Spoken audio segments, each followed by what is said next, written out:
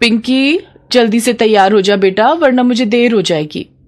हाँ माँ, बस मैं चोटी बना लूं फिर चलती हूँ। अरे मेरी बिटिया रानी, खुद से चोटी बनाएगी? बना तो लेती हूँ, पर आपके जैसी नहीं बन पाती। शंकरगढ़ नाम के छोटे से कस्बे में सुनीता और उसकी बेटी पिंकी एक कच्चे मकान में रहते थे। सुनीता के पति रमाशंकर ने बड़े ही प्यार से ये छोटा सा घर बनाया था और उसका सपना था कि वो इस घर में अपनी पत्नी और बेटी के साथ रहे, लेकिन होनी को तो कुछ और ही मंजूर था। घर जब तक बनकर तैयार हुआ, एक सड़क हादसे में रमाशंकर की जान चली गई। अब सुनीता पर पिंकी को पालने की जिम्मेदारी थी। सुनीता ज्यादा पढ़ी लिखी नहीं थी, इसीलिए उसने मजदूरी करना शुरू कर दिया। सुनीता सुबह जल्दी उठती, खुद तैयार होती और फिर पिंकी को तैयार करती। पिंकी को स्कूल छोड़ने के बाद वो काम पर चली जाती। सुनीता की जिंदगी ऐसे ही गुजर रही थी। पिंकी, तैयार हो गई क्या? हाँ माँ, मैं पूरी तरह तैयार हूँ। अरे वाह, आज तो बड़ी अच्छी चोटी बनाई है तूने। नहीं माँ, तुम्हारे जैसी चोटी तो कोई नहीं बना सकता, और तुम्हारे जैसे कढ़ी चावल भी कोई नहीं बना सकता। माँ, वैसे कढ़ी चावल कब बनाओगी? कल मैं काम पर नहीं जाऊंगी, तो आज शाम को आते हुए बेसन और दही लेती आऊंगी। कल ही बना दूंगी तेरे लिए कढ़ी चावल। अरे वाह माँ, फिर तो मजा आ जाएगा। अगर कल कढ़ी चावल बनने वाले हैं तो मैं आज शाम को खाना नहीं खाऊंगी।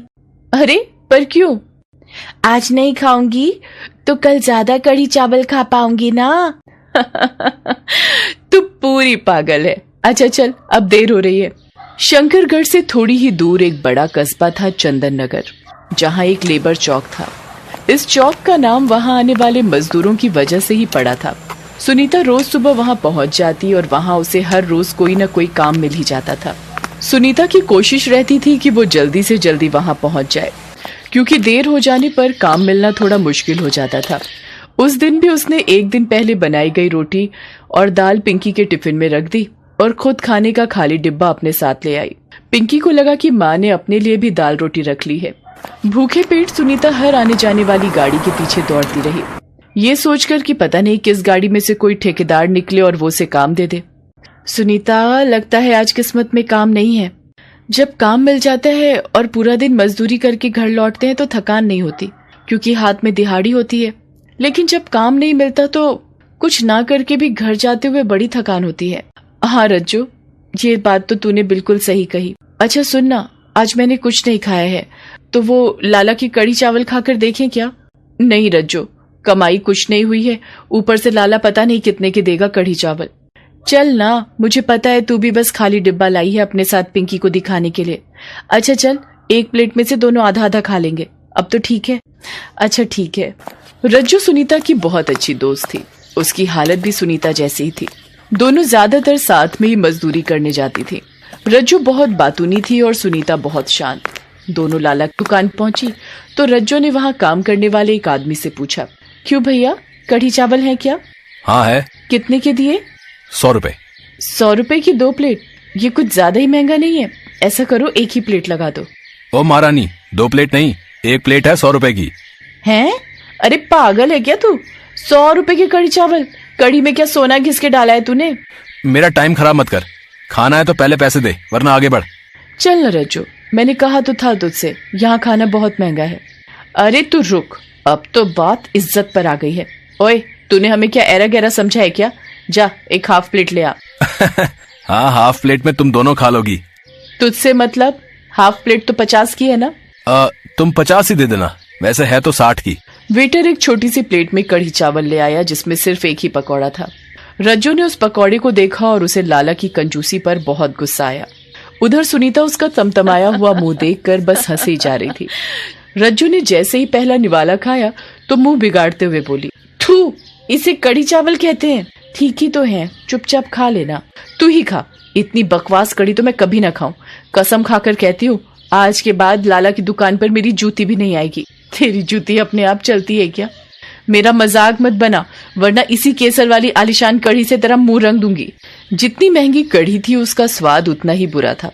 सुनीता ने तो मन मार के खा भी लिया, लेकिन रज्जू ने तो उस कढ़ी का दूसरा निवाला तक नहीं लिया। असल में जिस लाला की दुकान से दोनों ने कढ़ी खाई थी, उसकी दुकान बहुत चलती थी, क्योंकि आसपास कोई और खाने की दुकान नहीं थी। तो मजबूरी में लोगों को उसके यहाँ से ही खाना पड़ता था। फिर घर वापस लौट। अरे कुछ बोलेगी भी या ऐसे ही गंदा सा मुंह बनाकर चलती रहेगी? सुनीता, ये ले 50 रुपए। ये पैसे तू मुझे क्यों दे रही है? सुन, इसका तू दही खरीद लेना ढेर सारा। दही मेरा और बेसन तेरा। बस बहन, तू मुझे कढ़ी चावल बनाकर खिला देना। ठीक है ठीक है, अब ये ढोकले जैसा मुंह रसमलाई जैसा कर ले। मैं वैसे भी कढ़ी चावल बनाने ही वाली थी। पिंकी का भी बड़ा मन है कढ़ी खाने का। अगले दिन सुनीता ने बहुत मन लगाकर कढ़ी बनाई। वो चाहती थी कि पिंकी और रज्जो दोनों को कढ़ी पसंद आए। काफी देर की मेहनत के बाद ढेर सारी कढ़ी पककर तैयार हो गई। पिंकी ने जैसे ही पहला निवाला चखा तो सुनीता से बोली, अरे माँ, क्या हुआ? अच्छी नहीं बनी क्या? सच में क्या कढ़ी बनाई है माँ? तुम तो बस ढाबा खोल लो जल्दी से। पिंकी उंगलियां चाट चाट कर कढ़ी खाती रही और सुनीता उसे प्यार से देखती रही। अगले दिन पिंकी कढ़ी चावल ही टिफिन में लेकर गई और सुनीता ने भी रज्जो के लिए एक बड़े डिब्बे में कढ़ी चावल रख लिए। जब वो चौराहे पर पहुंची तो रज्जो पहले से ही उसके इंतजार में बैठी थी। सुनीता के हाथ में खाने का डिब्बा देखकर उसकी खुशी का ठिकाना नहीं रहा। ले आई? हाँ, तेरे ही लिए है, ले अब खाकर बता कैसी बनी है। रज्जू ने बिजली की फुर्ती से सुनीता के हाथ से डिब्बा लेकर खोल डाला और जैसे ही उसने पहला निवाला खाया तो सुनीता उसकी तरफ सवालिया आंखों से देखने लगी। अरे मेरी जान, क्या डाल दिया तूने इसमें? लाला की कढ़ी से 1000 गुना बढ़िया बनाई है तूने। सच इतनी पसंद आई तुझे? अरे पूछ मत, सच में बहुत ही अच्छी बनी है। अगर तुझे मेरी बात पर भरोसा नहीं है तो रुक जरा। इतना कहकर रज्जो ने खाने का डिब्बा वहां खड़े बाकी मजदूरों की तरफ बढ़ा दिया और सबको कढ़ी चखाकर उनसे बोली, सब के सब पूरी ईमानदारी से बताओ, मेरी बहन ने कैसे कढ़ी चावल बनाए हैं? सभी लोगों ने कढ़ी चावल की बहुत तारीफ की। तभी वहां खड़ी एक बूढ़ी मजदूर सुनीता से बोली, सुनीता बेटी, तुम तो यहीं पर एक ढाबा खोल लो। अरे नहीं मौसी, अपने लिए ना सही तो हम लोगों के लिए ही खोल ले बेटी। कम से कम भूखे पेट तो मजदूरी नहीं करनी पड़ेगी। बूढ़ी मजदूर की बात सुनकर सब शांत हो गए और एकटक सुनीता को उम्मीद भरी निगाहों से देखने लगे। तभी रज्जो तपाक से बोली, हाँ सुनीता, तू ढाबा खोल। हम सब मिलकर तेरा ढाबा बनाएंगे यहीं पर और फिर लाला को बताएंगे। लेकिन क्या? तू 100 रुपए की प्लेट मत देना। हाँ। रज्जू की बात सुनकर सब हंसने लगे। सभी ने ठान लिया था कि वो सब सुनीता का ढाबा खोलकर ही दम लेंगे। अगले दिन लकड़ियों और पन्नी का जुगाड़ किया गया। कोई कुर्सी लाया तो कोई टूटी हुई मेज। पैसे इकट्ठे करके 2 भगोने लिए गए और 3 दिनों में ही सुनीता का ढाबा खुल गया। बेसन और चावल के लिए रज्जो और सुनीता दोनों ने पैसे मिलाए। फिर अगले ही दिन सुबह सुबह सुनीता ने कढ़ी चावल बना दिए, वो भी मजदूरों के वहां आने से पहले। पिंकी और रज्जो ने भी उसकी पूरी मदद की। सबने कढ़ी चावल खाए और जमकर तारीफ की। सभी ने बोहनी के तौर पर उसे 1-1 रुपया दिया। फिर अपनी उंगलियां चाटते हुए रज्जो सबसे बोली, आज तो 1 रुपया दे दिया, लेकिन कल से पैसे लगेंगे। सुनीता, इतने बढ़िया कढ़ी चावल की प्लेट कितने में दोगी हम गरीबों को? 30 रुपए में। 30 की हाफ प्लेट? नहीं, भरपेट। सुनीता की बात सुनकर सबके चेहरे पर मुस्कान आ गई। कुछ दिनों के बाद इसी ढाबे ने सुनीता और पिंकी की जिंदगी बदल दी और मजदूरों को भी पेट भर खाने का एक सहारा मिल गया।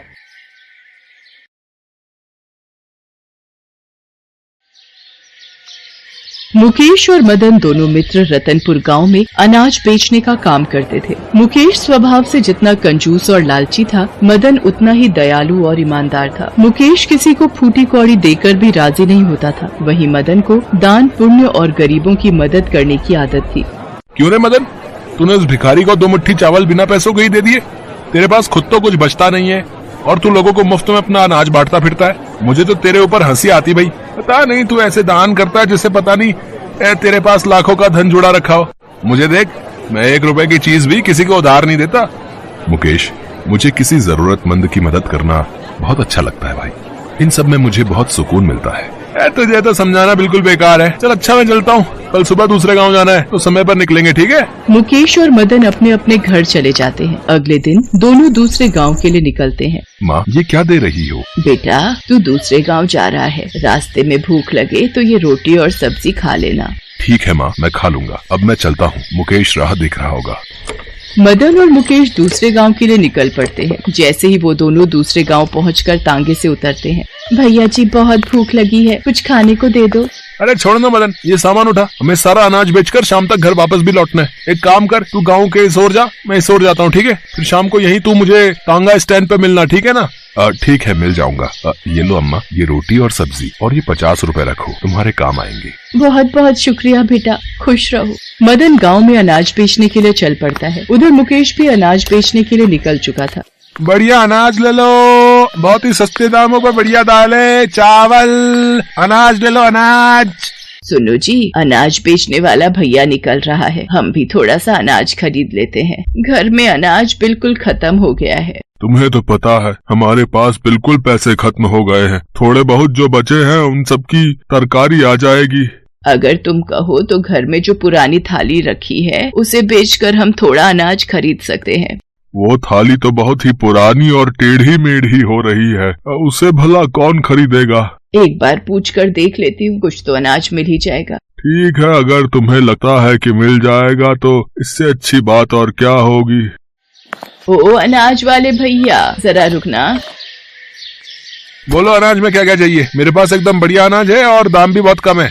अनाज तो हमें चाहिए पर पैसे नहीं है। हाँ, ये एक पुरानी थाली है, अगर तुम इसके बदले हमें थोड़ा अनाज दे दो तो बड़ी मेहरबानी होगी। पुरानी थाली? इसके बदले तो तुम्हें 5 ग्राम भी अनाज नहीं मिलेगा। अच्छा थाली दिखाओ जरा, देखने में तो बहुत मैली हो रही है, इसे घिसकर देखता हूँ, कहीं पीतल की होगी तो ले लूंगा। मुकेश थाली को घिसकर देखता है तो हैरान रह जाता है। अरे ये थाली तो सोने की है। अभी मैं इन्हें मना कर देता हूँ, अगर अचानक लेने के लिए बोला तो इन्हें शक हो जाएगा। वापस ही मैं कोई बहाना करके थोड़ा सा अनाज देकर ये थाली ले जाऊंगा। ये थाली बेचकर तो मुझे ढेरों पैसे मिल जाएंगे। ऐसा है, मुझे ये थाली नहीं चाहिए, ये तो बिल्कुल बेकार है, रखो इसे अपने पास, इसके बदले कुछ नहीं मिलेगा। अरे ये लड़का तो बिना कुछ अनाज दिए ही चला, लगता है इससे कोई भी नहीं खरीदेगा। अब हम क्या खाएंगे? मैंने तो पहले ही कहा था, बिना पैसों के कोई हमें अनाज नहीं देगा। जो थाली वो लड़का फेंक गया है उसे उठाकर रख दो। गरीब बूढ़ा और उसकी पत्नी दोनों उदास हो जाते हैं और वहीं घर के बाहर चबूतरे पर बैठ जाते हैं। इतनी देर में मदन अनाज बेचता हुआ वहाँ से निकलता है।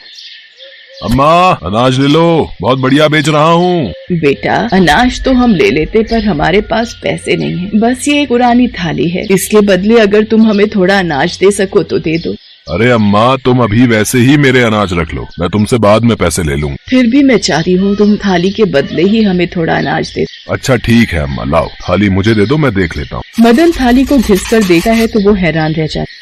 अम्मा तुम ये थाली मुझे थोड़े से अनाज के लिए दे रही हो? ये तो सोने की थाली है, ये तो बहुत महंगी बिकेगी, इसे तुम अपने पास ही रखो, मैं तुम्हें ऐसे ही अनाज दे जाता हूँ। इस थाली के बदले मेरे पास देने के लिए इतना अनाज नहीं है। बेटा तुम ये कैसी बातें कर रहे हो? अभी कुछ देर पहले एक लड़का आया था, उसने तो कहा कि ये थाली बेकार है, इसके बदले कुछ नहीं मिलेगा, पर अब जो भी है तुम इसे रखो, तुम बहुत ईमानदार और दयालु हो, अब इस थाली पर तुम्हारा हक है। वो गरीब बुढ़िया और बूढ़ा व्यक्ति मदन को वो सोने की थाली दे देते हैं। मदन बदले में उन्हें सारा अनाज और अपने सारे पैसे देकर वो थाली लेकर खुशी खुशी वहाँ से लौट जाता है। तभी मुकेश वापस आता है। मैंने सोचा कि तुम दोनों गरीब हो, इसलिए वापसी में जो थोड़ा बहुत अनाज मेरे पास बचा है वो देकर थाली लेकर ही चला जाता हूँ। अब तुम भी क्या याद रखोगे मैंने तुम्हारी कितनी मदद की है? अरे बेटा तुमने तो आने में बहुत देर कर दी, वो थाली तो हमने किसी और को दे दी, बदले में हमें वो कितना सारा अनाज और पैसे दे गया है। लो गए काम से, उसी वक्त वो थाली ले जाता तो आज वो थाली मेरी होती।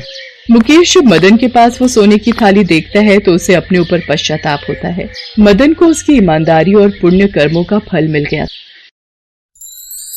Thanks for watching.